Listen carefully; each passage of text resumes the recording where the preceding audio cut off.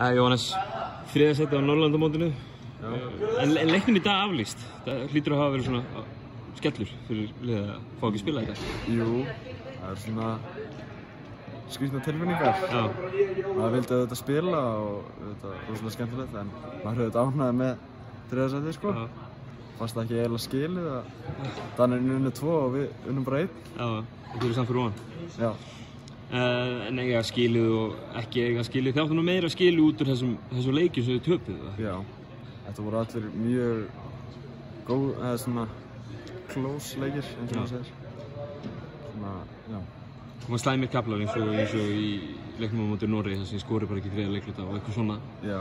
Það hlýtur að vera eitthvað svona til að byggja ofan á hjá þessu liði. Ég meina, þetta eru flotti leikir sem þið eru að spila. Já, þetta er mjög flotti leikir sem við spila. Áttum bara mjög erfitt með móti Norðmönnum. Já.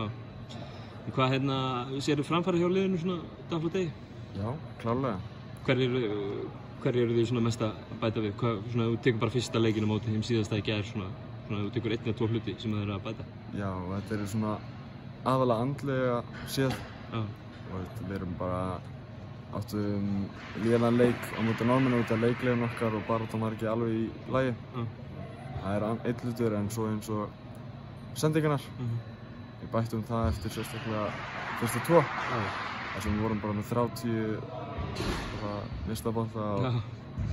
Það voru svolítið að tapa boltanum í þessum fyrstu leikjum og það er rétt hjá, það lagaðist alveg helling hjá okkur. Hvernig hefur lífið verið í Kisakali og fyrir liðið? Þetta hefur verið mikið svona tilbreyting. Já.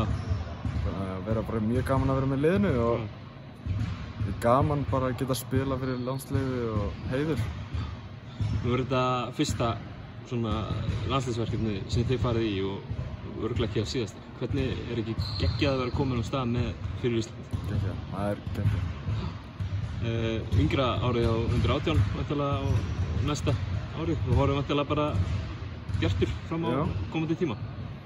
Heldur betur, maður reynir að komast í hanga næst. Er þetta sterkur árgangur?